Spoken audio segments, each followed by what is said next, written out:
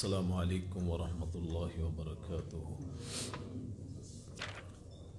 الحمد للہ نحمده ونستعینه ونستغفره ونؤمن به ونتوکل علیہ ونعوذ باللہ من شرور انفسنا ومن سیئات اعمالنا من يهده الله فلا مضل له ومن يضلله فلا هادي له ونشهد أن لا إله إلا الله وحده لا شريك له ونشهد أن محمدا عبده ورسوله اللهم صل على محمد وعلى آل محمد كما صليت على إبراهيم وعلى آل إبراهيم إنك حميد مجيد اللهم بارك على محمد وعلى آل محمد كما باركت على إبراهيم وعلى آل إبراهيم إنك حميد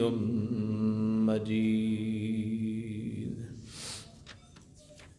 أما بعد فإن خير الحديث كتاب الله وخير الهدي هدي محمد صلى الله عليه وسلم وشر الأمور محدثاتها وكل محدثة بدعة وكل بدعة ضلالة وكل ضلالة في النار أعوذ بالله السميع العليم من الشيطان الرجيم بسم الله الرحمن الرحيم واستعينوا بالصبر والصلاة وإنها لكبيرة إلا على الخاشعين الذين يظنون أنهم ملاقو ربهم وأنهم إليه راجعون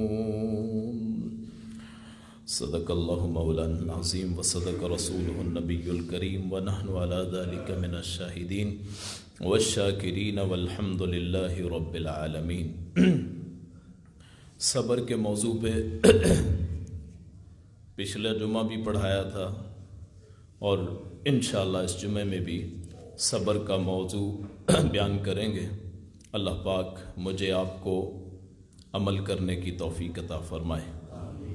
حضرت بات ہو رہی تھی حضرت عثمان رضی اللہ عنہ کہ ان کے گھر کو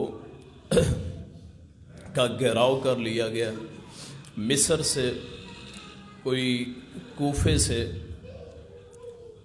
یمن سے، شام سے تقریباً 3000 افراد انہوں نے حضرت عثمان ذو النورین رضی اللہ عنہ ان کے گھر کا گھیراؤ کر لیا۔ تیسرے خلیفہ راشد تھے اور نبی کائنات فخر موجودات حضرت محمد رسول اللہ صلی اللہ علیہ وسلم کے دوہرے داماد تھے۔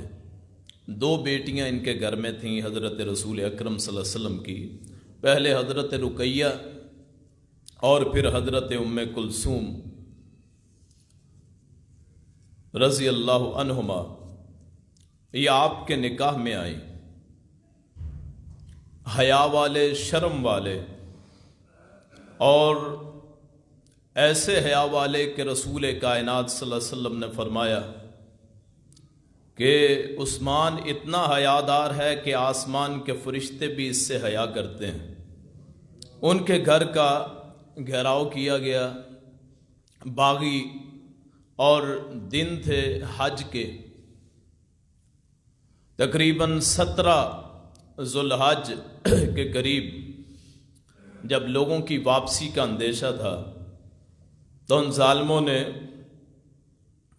آپ کو شہید کر دیا، اور اتنے مظلومانہ شہید کہ کائنات اس کی مثال پیش نہ کر سکے، باوجود کہ خلیفہ ہے، فوجیں 7 بڑے صوبے تھے اسلامی مملکت کے، اور ان 7 صوبوں کی فوجیں آپ کے کنٹرول میں تھیں۔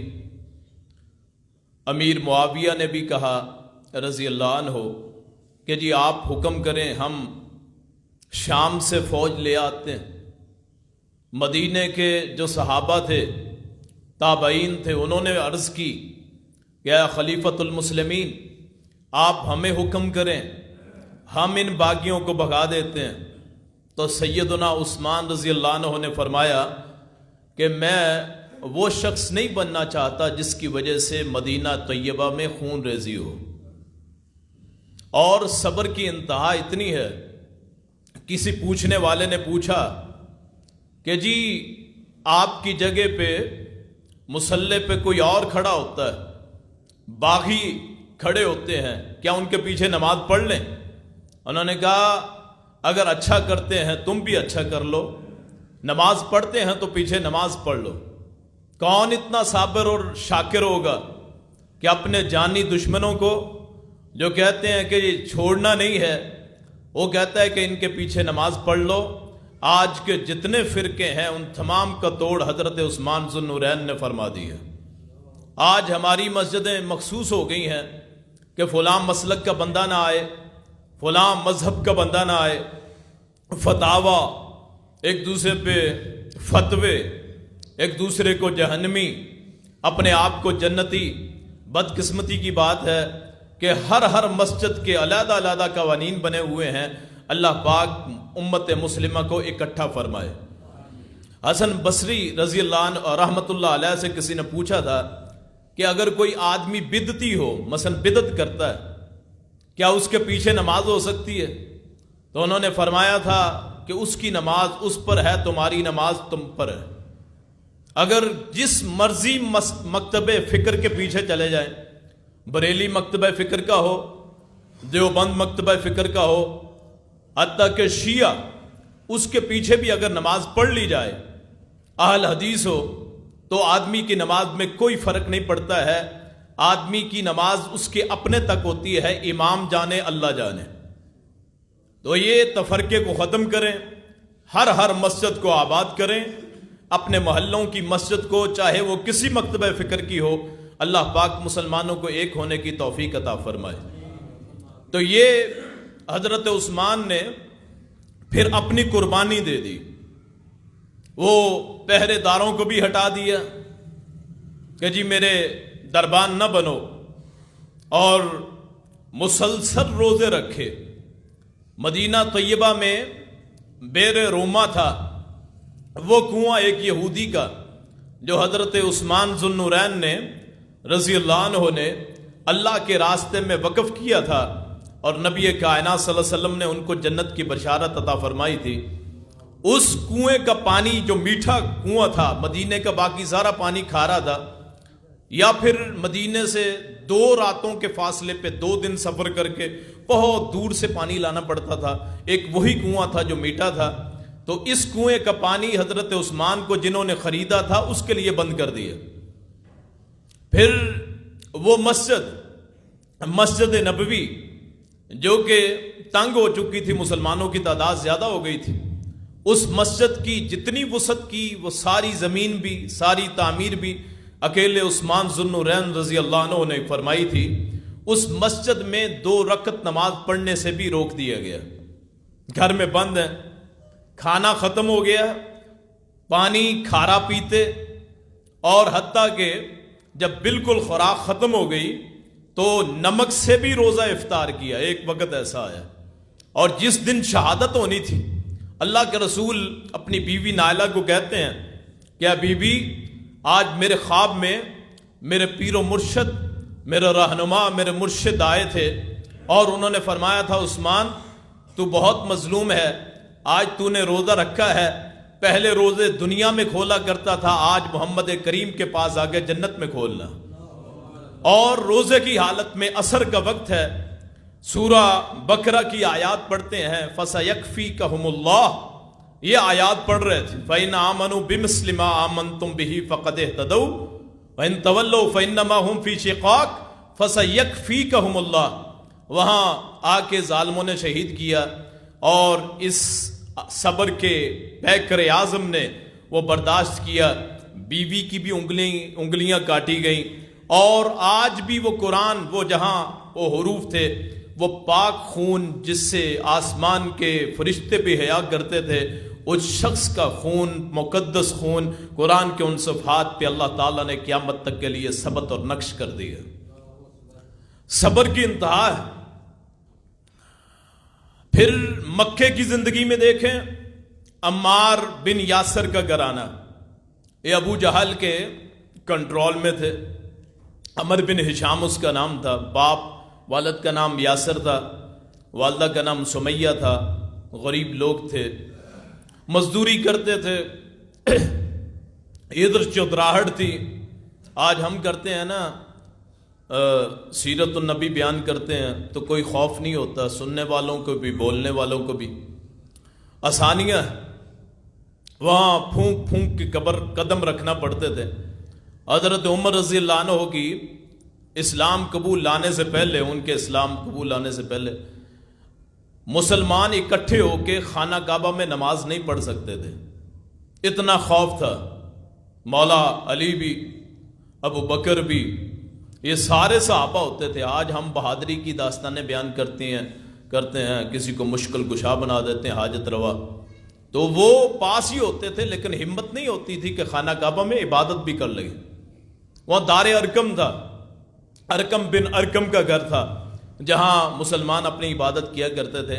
آج جتنے یہ قصے سنائے جاتے ہیں نا بہادری کے، یہ اللہ ہی جانتا ہے، اور یا پھر وہ جانتے ہیں جن کے نام پہ منسوب کیا جاتا ہے. آج آسان ہے دین بیان کرنا بھی، سنانا بھی، سننا بھی، سبحان اللہ کہنا بھی، نعرہ ہائے تکبیر بلند کرنا بھی. وہ دراصل ایسا مشکل دور تھا کہ صحابہ کرام خود کانپتے تھے، جتنے بھی صحابہ تھے.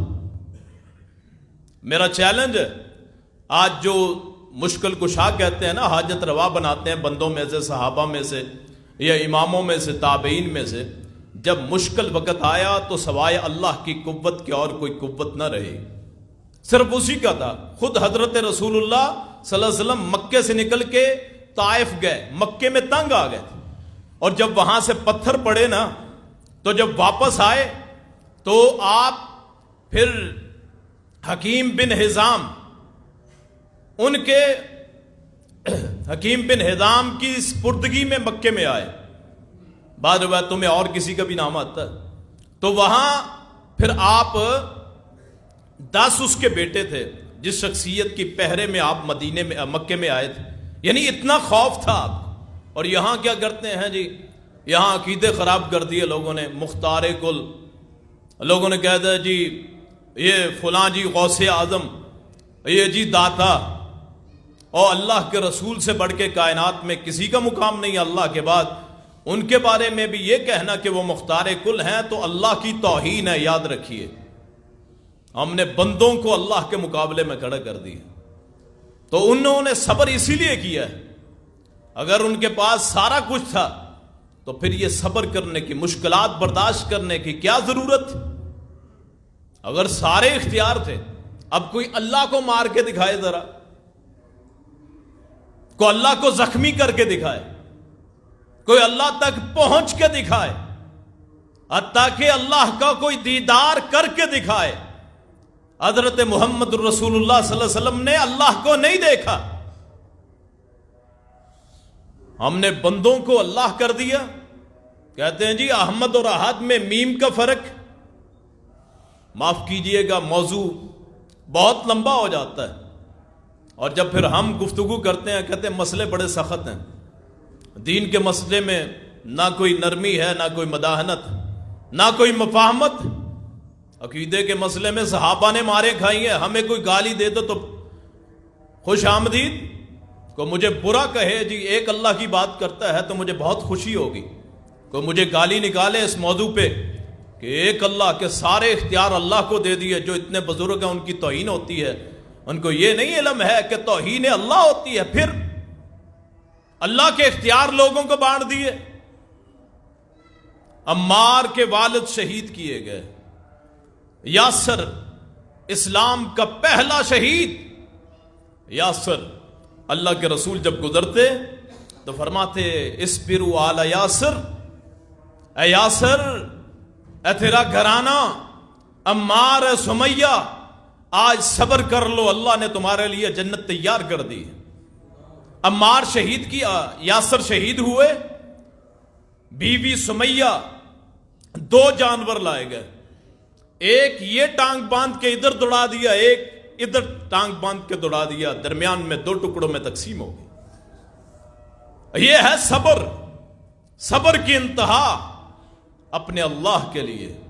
خود رسول اللہ باہر سے آتے، کبھی سر پہ کانٹے بکھرے ہوتے، کبھی کوڑا پھینکا ہوتا، کبھی لہو لہان ہوتے۔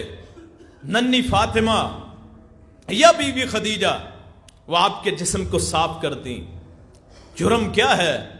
جرم کوئی نہیں ہے، جرم صرف یہ ہے کہ ایک اللہ کی بات کرتا ہے، لوگ تکلیف پہنچاتے ہیں، تکلیف پہنچاتے ہیں۔ اللہ انہوں نے کہا تھا کہ مکے کا سربراہ تجھے بنا دیتے ہیں، ہم تیرے فیصلے مانیں گے۔ اس شخصیت نے فرمایا تھا جو مدینہ طیبہ میں مدفون ہے، جن کے روضہ پہ جا کے دلی سکون ملتا ہے، اس شخصیت نے فرمایا تھا اگر میرے ایک ہاتھ پہ سورج دوسرے پہ چاند رکھ دیا جائے تب بھی میں اس اللہ کی توحید سے باز نہ ہوں۔ صبر کرتے رہے، اور پھر طائف میں پتھر بھی پڑے، وہاں تکلیفیں برداشت کرتے رہے۔ ایک دن عمار کے گھرانے والے آئے، آپ خانہ کعبہ میں تھے، روایت میں آتا ہے خانہ کعبہ کے ساتھ ٹیک لگائے ہوئے تھے۔ انہوں نے آ کے، اور بھی صحابی آئے، اللہ کے رسول ظلم حد سے بڑھ گیا ہے، اللہ کے رسول جہاں جہاں سے گزرتے ہیں مارتے ہیں، اللہ کے رسول آوازیں کستے ہیں، اللہ کے رسول اب تو عورتوں کو بھی نہیں چھوڑا جاتا۔ تو اللہ کے رسول صلی اللہ علیہ وسلم سیدھے ہو کے بیٹھ گئے، فرمایا ابھی سے بس ہو گئی، تم سے پہلے ایسے لوگ آئے کہ آروں پہ رکھ کے چیر دیے گئے، انہوں نے اللہ کے دین کو نہ چھوڑا، صبر کی انتہا کر دی۔ صحابیوں آج صبر کرو، کل جنت تمہاری منتظر ہے۔ اور پھر وہاں سے جب آ گئے مدینہ طیبہ میں آ گئے، رسول کائنات فخر موجودات، ہر لمحہ دھڑکا لگتا رہتا، کسی وقت آ کے کوئی مار دے گا۔ دشمن بے انتہا، یہودیوں کی صورت میں، منافقین کی صورت میں، کفار مکہ کی صورت میں، اور پھر تو انتہائی ہو گئی۔ آپ نے اپنے چچا کے لاشے کو بھی اٹھایا، حمزہ، امیر حمزہ رضی اللہ عنہ، سید الشہداء کے لاشے کو اٹھایا، کلیجہ چبا دیا تھا، جسم سارا کھول دیا تھا، وہاں آپ نے ان کے بھی لاشے کو اٹھایا ہے۔ آپ کے چچا کے بیٹے جعفر طیار غزوہ موتا میں شہید ہو کے آئے، آپ نے ان کو بھی دفن کیا ہے۔ آپ نے فرمایا 3 دن رو لو، اور جب تیسرا دن ہوا آپ نے اپنے چچا کے بیٹے عبداللہ کو بلایا، جعفر کا بیٹا عبداللہ اور بھائی تھے، ان کو بلایا اور فرمایا سر پہ ہاتھ پھیرا، آج کے بعد میرے بھائی پہ کبھی نہ رونا۔ صبر کی انتہائیں آپ کی ساری زندگی بری ہوئی ہے۔ آپ کے بارے میں ارشاد فرماتی ہیں حضرت عائشہ، صحابہ بھی کہتے ہیں کہ غزوہ خیبر تک ہم نے کبھی کھجوریں بھی پیٹ بھر کے نہ کھائی تھی، ہم نے کھجوریں بھی پیٹ بھر کے نہ کھائی تھی۔ ابو ہریرہ کہتے ہیں آج تو لوگ گھبراتے ہیں، حالانکہ کوئی بندہ دنیا میں اس وقت ایسا نہیں ہے جسے 2 وقت کا کھانا نہ ملتا ہو۔ ہر غریب سے غریب بندہ بھی سستے سے سستا لباس پہن لے۔ صحابہ کرام کے بارے میں آتا ہے کہ ایک ہی چادر ہوتی تھی، یہاں گردن سے باندھ لیتے تھے اور نیچے سے باندھ لیتے تھے سر۔ آج تو مسئلہ ہے نا جی کہ نماز میں سر ڈانپنا، وہاں چادر ہی ایک ہوتی تھی، سر کہاں ڈانپا جاتا تھا۔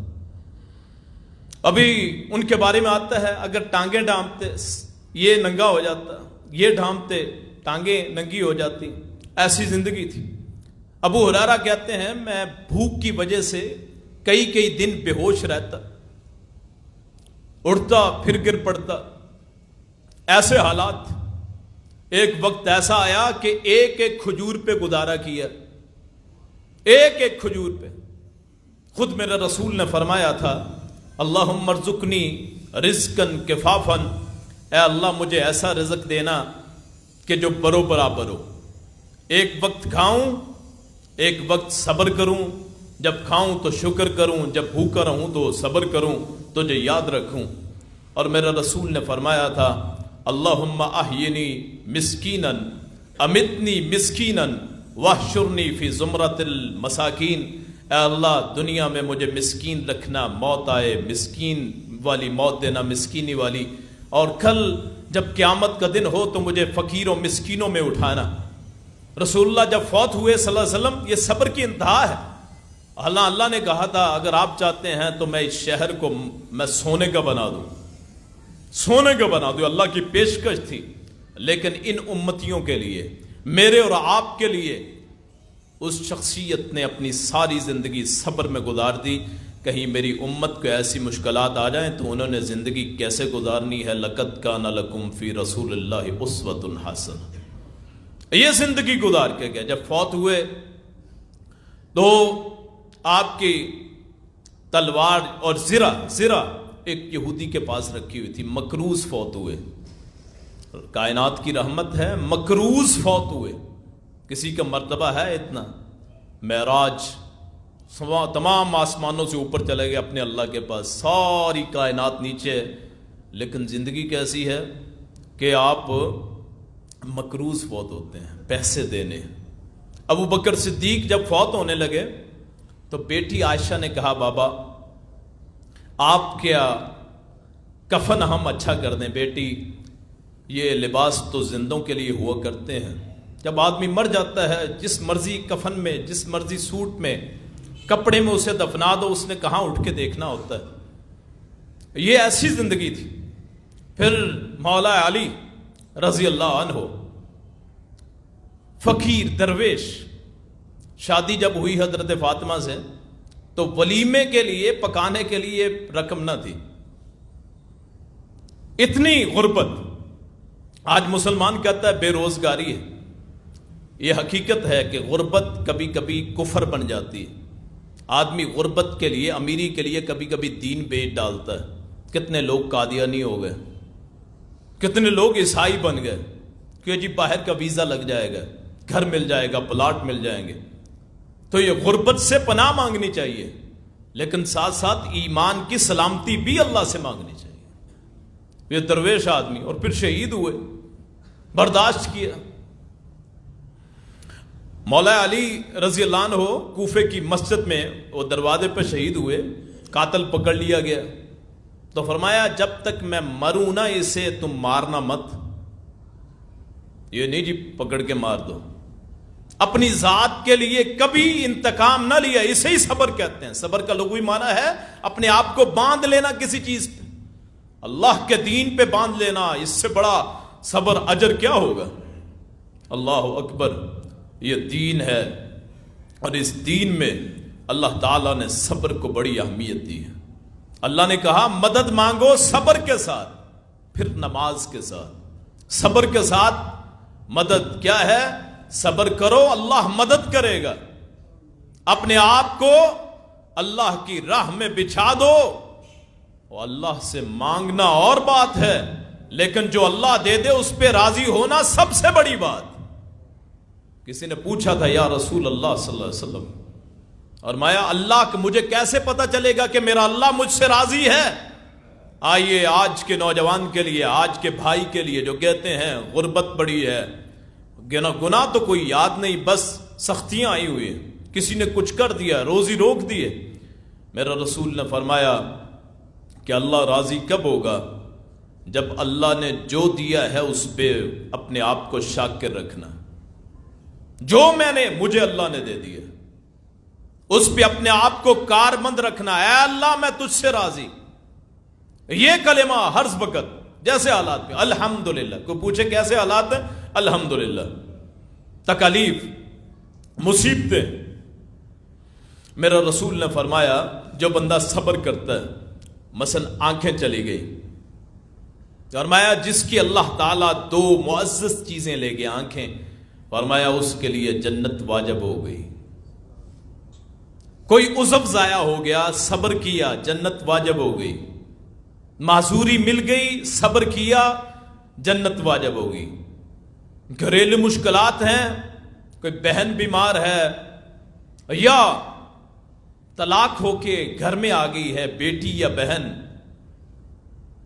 تو پھر اپنی اللہ کی رضا کے لیے اس پہ خرچ بھی کریں، اللہ کا پھر بھی شکر کریں، اللہ کی جنت واجب ہو جاتی۔ جو اپنے آپ پہ روک کے بچوں پہ خرچ کرتا ہے یہ بھی صبر کی قسم ہے، ضرورت خود کو بھی ہے، لیکن کہیں میرے بچے بھوکے نہ رہ جائیں۔ جو ان کی عیالت کرتا ہے یہ بھی صدقہ ہے، اجر کا باعث۔ اور پھر دنیاوی ہر چیز پہ اپنے آپ کو روک لینا۔ صبر خوشی میں بھی ہوتا ہے، غمی میں بھی ہوتا ہے۔ اپنے آپ کو روک لینا خوشی میں، شادی کے موقع پہ آپے سے باہر نہ ہو، یہ بھی بہت بڑا صبر ہے۔ اپنا حق مانگتے ہوئے نرمی کر لینا بھی صبر ہے۔ میرا رسول نے فرمایا صلی اللہ علیہ وسلم، جو بندہ حق پہ ہو، اس کی زمین پہ کسی نے قبضہ کر لیا، اپنا حق چھوڑ دے، اللہ اس کا گھر صبر کر لے، اللہ اس کا گھر جنت کے درمیان میں بناتا ہے۔ فرمایا کوئی آپ پہ زیادتی کرے، مارے، اپنے آپ کو کنٹرول کرو، روکو، اللہ تعالیٰ اس روکنے کے سبب بخشش فرما دیتا ہے۔ صبر بہت بڑی چیز، صبر کی انتہا ہے ہر اس بندے کے لیے کہ جس کی ساری زندگی مشکلات میں گزری اور وہ کبھی اللہ سے شکوہ نہ کرے کہ اللہ مجھے ساتھ ایسا کیوں ہوا۔ ہاں مانگ سکتا ہے، جیسے نبیوں نے مانگا، ابراہیم نے مانگا، موسیٰ عیسیٰ نے مانگا۔ حضرت عیسیٰ پہ الزام لگا دیا، صبر کی انتہا دیکھیے، الزام لگا دیا کہ زنا کی پیداوار ہے، کیونکہ باپ نہیں تھے، زنا کی پیداوار۔ اللہ نے مریم کو کہا بولنا نہیں ہے، بس اشارہ کر دے، یہ جواب خود دے گا۔ اور اللہ نے بتلا دیا، جو اپنے اوپر الزام پہ چپ رہے، اللہ اس کی گواہی ویسی دیتا ہے کائنات مشاہدہ کر ہی نہیں سکتی۔ یکلم فی المہد وکہلا، یکلم الناس فی المہد وکہلا۔ لوگوں نے الزام لگایا، مریم صبر کر گئی، اشارہ ادھر کر دیا، تو بچہ بول کے بتاتا ہے انی عبداللہ، میں اللہ کا بندہ ہوں۔ اگر بندہ صبر کرے تو اللہ تعالیٰ بچوں کی جو بولتے نہ ہوں ان کی گواہی بھی دلوا دیتا ہے۔ یوسف علیہ السلام، اللہ صبر کی انتہا، چھوٹی عمر میں بھائیوں نے پکڑ کے کنویں میں پھینک دیا۔ پہلے کہنے لگے جی مار دو، باپ کو زیادہ پیارا ہے۔ 2 ماؤں سے تھے، 12 بھائی، 10 ایک ماں میں سے اور 2 ایک ماں میں سے۔ انہوں نے کہا جی اس کو مار ڈالو، چھوڑنا نہیں ہے۔ ایک نے کہا نہیں یار مارو نہ، ایسا کرو اسے کسی کنویں میں پھینک دیتے ہیں یا دور چھوڑ آتے ہیں۔ ابا جی ساتھ لے کے جانا ہے، تم نے کیا کرنا ہے؟ یہ کھیلے کودے، بڑا ہو رہا ہے، کھائے پیے، یرتا و یلعب، کھائے پیے کھیلے کودے۔ انہوں نے کہا مجھے ڈر ہے کہ بیڑیا کھا جائے گا۔ اس نے کہا ہم سے بڑا کون سا بیڑیا ہو سکتا ہے، ہمارے ہوتے ہوئے کون کھا سکتا ہے؟ ہم نے تو پہلے ہی ارادہ کر لیا، دلوں میں یہی کہا کہ ہم تو بھیڑیے، سب سے بڑے تو ہم ہیں۔ یہ حسد جو ہے نا، حسد، یہ بھائیوں کا قتل کروا دیتا ہے، یہ دوستوں کو دوستوں سے مروا دیتا ہے۔ کسی کو عزت زیادہ مل جائے، خواب جو دیکھ لیا تھا، تعبیر یہ کہ ہاں اپنے آپ کو بڑا سمجھتا ہے، ہم اسے سجدہ کریں۔ اللہ نے کہا ابھی سجدہ نہیں کروانا، مصر کا بادشاہ بنا کے پھر سجدہ کروانا۔ کنویں میں پھینک دیا، اور وہاں سے نکلتے نکلتے صبر کی انتہا ہے، ساری زندگی کبھی تذکرہ بھی نہ کیا، اللہ سے شکوہ بھی نہ کیا۔ وہاں سے غلام بنے، وہاں سے عورتوں کا الزام لگا، 7 سال تک جیل میں رہے بغیر کسی جرم کے، کبھی اللہ سے شکوہ نہ کیا۔ اور پھر جب خواب کی تعبیر بتلا دی، بادشاہ نے کہا آ جاؤ، کہا، اس نے کہا اس کو لے آؤ، تو وہاں بھی کوئی شکوہ نہ کیا۔ بلکہ وہ جس کو پہلے خواب کی تعبیر بتائی تھی 2 آدمیوں کو کہ ایک جو ہے وہ بادشاہ کی خدمت کرے گا، ایک کو سولی دیا جائے گا، اب جو بچ کے گیا تھا اس سے صرف اتنا کہا تھا کہ اذکرنی عند ربک، کہ اپنے مالک کے پاس جا کے بتانا کہ ایک بے گناہ بندہ جیل میں ہے، کوئی جرم نہیں ہے، غلطی عورتوں کی ہے، جیل میں اسے ڈال دیا گیا۔ اسی لیے کہا یوسف ایھا الصدیق، ہے یوسف انتہائی سچے۔ کائنات میں 2 بندوں کو لقب ملا ہے، حضرت یوسف کو ملا ہے یا ابو بکر صدیق کو ملا ہے، سچائی کی انتہا پہ۔ وہاں سے کہا آ جاؤ، بادشاہ نے، ہمارے پاس کسی بڑے آدمی کا، سیاسی لیڈر کا خاتی آ جائے، فون آ جائے، میسج آ جائے تو فیس بک پہ، واٹس ایپ پہ شیئر کر دیتے ہیں، جی مجھے میرے اتنے تعلقات ہیں۔ کیوں جی؟ سیلفیاں لے لے کے کسی بڑے بندے سے ملاقات ہو، آؤ جی سیلفی لے لو، عجیب بیماری چل نکلی۔ موبائل رکھ دیے ہیں، اللہ نے پیسہ دیا ہے تو سیلفی لینے کا شوق ہے۔ یہ شکل جو آج خوبصورت ہے کل بگڑ جائے گی، قبروں میں چلی جائے گی۔ اللہ کو ناراض کرتے ہیں، تصویر حرام ہے۔ ہاں آپ پاسپورٹ بناتے ہیں، پیسے پہ ہے، یہ آپ کی مجبوری ہے، شناختی کارڈ ہے، مجبوری ہے، جہاں بھی مجبوری ہو۔ اب میں اس کو پسند نہیں کرتا، یہ جو کیمرہ ہے اس کو پسند نہیں کرتا، نہ ہمیں ان کی ضرورت ہے۔ عزت ذلت اللہ کے ہاتھ میں ہے، اس نے دینی ہوتی ہے، یہ دلوں میں محبت ہوتی ہے، شکلوں پہ نہیں ہوتی۔ مجبوری میں آدمی بعض جگہ بے بس ہوتا ہے، تو ادھر سے پیغام آ گیا کہ جی اس کو میرے پاس لاؤ۔ اتنا قابل آدمی جیل میں ڈالا ہو، اتنا قابل آدمی جیل میں ہے اور تم یہاں موجود ہو۔ پیغام آیا، بادشاہ نے کہا جی یوسف کو بلاؤ۔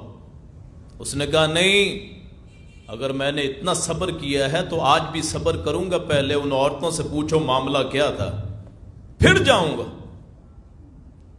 صبر کی انتہا اس وقت بھی ہوتی ہے جب کال پڑ گئی، قحط پڑ گیا، یہ عزیز مصر بن گئے، بھائیوں پتہ تھا کہ آئیں گے وہاں سے کینان سے، باپ کی یاد بھی آتی تھی، بوڑھا باپ نبی یعقوب، وہ میرا بابا مجھے یاد کرتا ہوگا، ایک ایک واقعہ دل پہ نقش ہے۔ اس چھوٹے سے بچے سے بڑا ہوا جیل میں، پھر اب تخت پہ بیٹھ گیا ہے اور بادشاہ کا مقرب بن گیا ہے۔ آج دل میں ہے میرے بھائی آئیں گے، چھپ چھپ کے دیکھنے لگے، میرے بھائی اب بڑے ہو گئے ہوں گے، حالانکہ یہ وہی بھائی تھے جنہوں نے کنویں میں پھینکا تھا، ان کو چھپ چھپ کے دیکھتے ہیں، پھر ان سے بات کرتے ہیں کہ اپنے دل کو ٹھنڈا کرتے ہیں۔ نظر اللہ پہ ہے، ظاہر نہیں کیا۔ ہم جیسا کون ہوگا، ان جیسا کون ہوگا؟ ہمیں کوئی تکالیفیں دیں، جب موقع ملتا ہے ہم اپنی کیڑ نکالتے ہیں، اپنا بدلہ لیتے ہیں۔ اختیار بھی ہے، ادھر بھوکے پیاسے ہیں، تھوڑے سے پیسے جو لے کے آئے تھے گندم خریدنے کے لیے، جن کی وقت ہی کوئی نہیں تھی، پکڑ کے جو مرضی کر دیتے۔ اللہ ہے بھی سوتیلے، سگے بھی نہیں ہیں، لیکن یہ اللہ کے نبیوں کے صبر ہوتے ہیں۔ میں اور آپ وہاں تک ہماری عقل نہیں پہنچ سکتی۔ بھائیوں سے بات کی ہے، تمہارا اور بھائی بھی ہے، ہاں جی، ایک بوڑھا بابا ہے، ایک بچپن میں بھائی تھا، اسے بھیڑیا کھا گیا تھا۔ یوسف کو کہانی سناتے ہیں، اور یوسف کے دل پہ کیا بیتتی ہوگی کہ میرے در پہ آ کے کھانا میرا کھا کے پھر جھوٹ بولتے ہیں۔ اچھا، اپنے اس بھائی کو لے کے آنا جو ایک بھائی رہتا ہے۔ اگلی مرتبہ پھر بابا یعقوب سے بیٹوں نے پوچھا کہ ہم نے لے کے جانا ہے، وہاں سے پھر گندم ملے گی، پھر گندم ملے گی۔ اب تو پیسے بھی واپس کر دیے ہیں۔ کہا هل آمنکم الا کما امنتکم علی اخی من قبل، ایسا ہی اعتبار کروں گا جیسے اس کے بھائی پہ اعتبار کیا تھا۔ پھر پکا عہد لیا، دل پہ پتھر باندھ لیا کہ اس ماں میں سے 2 بیٹے تھے، ایک تو پہلے ہی انہوں نے مار دیا یا کہیں غائب ہو گیا، گم ہو گیا، برسوں ہو گئے مجھے مانگتے، میں پیغمبر ہوں، یعقوب پیغمبر ہوں، اللہ اور پیغمبر نہیں، پیغمبر کا بیٹا، پیغمبر کا پوتا اسحاق نبی۔ آج ہم واسطے دیتے ہیں نا، یا نبی، واسطہ علی، ان سے بڑی کون شخصیت؟ خود پیغمبر وحی آتی تھی، فرشتے اترتے تھے، باپ اسحاق پیغمبر، دادا وہ پیغمبروں کا باپ، بڑا پیغمبر ابراہیم، کبھی واسطہ نہ ڈالا علیہ الصلوۃ والسلام۔ ہم پہ کیا ہے؟ یہ من کے پہنے ہوئے، چھلے پہنے ہوئے، داغے باندھے ہوئے، تعویذ لٹکائے ہوئے، تصویریں پیروں مرشدوں کی، سارے غیر اسلامی کام، شرک۔ کوئی بزرگ ہے اس کی نیکی اس تک ہے بس۔ آج صبر یہی پیغام دیتا ہے، ایسے کنٹرول کرو جیسے یعقوب نے اپنے بیٹے کی گمشدگی پہ کیا۔ وہاں پھر الزام لگ گیا جی بنیامین نے چوری کر لی، حالانکہ خود رکھوایا تھا، جو بھی ہوا تھا۔ بیٹے واپس آئے، ایک تو وہیں ٹھہر گیا ادھر ہی، پھر پتہ چلا بیٹے نے چوری کر لی، وہ بھی صبر۔ وہاں سے یوسف کی حالت کیا ہوگی کہ میں تو پہلے ہی گم ہوں اور اس کے بھائی کو بھی میں نے رکھ لیا، میرے بابا کی حالت کیسی ہوگی؟ اب وہاں سے پھر وہ یعقوب علیہ السلام نے بھیجا کہ جاؤ دوبارہ تحسسوا من یوسف واخیہ، یوسف کا بھی پتہ کرو، اس کے بھائی کا بھی پتہ کرو۔ وہ بابا جس کے دل میں اتنے برسوں کی محبت یوسف کی محبت ہے، بھولا نہیں ہے، اور وہ بیٹے پریشان ہیں کہ یوسف پتہ نہیں کہاں مر کھپ گیا ہوگا، وہ تو کنویں میں ہم نے ڈالا تھا۔ لیکن اللہ کے نیک بندے، انہیں اللہ پہ اعتماد ہوتا ہے، دیر ہوتی ہے اندھیر نہیں ہوتی۔ وہاں سے پھر آنکھیں سفید ہو گئی، وَابْيَضَّتْ عَيْنَاهُ مِنَ الْحُزْنِ، آنکھیں سفید ہو گئی۔ ادھر پھر گئے واپس، اپنے ہاتھ جوڑے یوسف کے سامنے، پتہ نہیں تھا یوسف، کہا آپ اسے چھوڑ دے، ہمارا جو بابا ہے پہلے ہی بڑا ستایا ہوا ہے، اپنے بیٹوں کے غم دیکھ دیکھ کے اس کی آنکھیں چلی گئی ہیں۔ اس وقت پھر یوسف نے اپنے آپ کو ظاہر کیا، اور پھر اپنا وہ کرتا جو حضرت یعقوب نے جاتے ہوئے پہنایا تھا یوسف کو، یہ وہی کرتا ہے جس کے بارے میں آتا ہے کہ جب ابراہیم علیہ السلام کو آگ میں پھینکا گیا تو وہ یہی کرتا پہنا ہوا تھا۔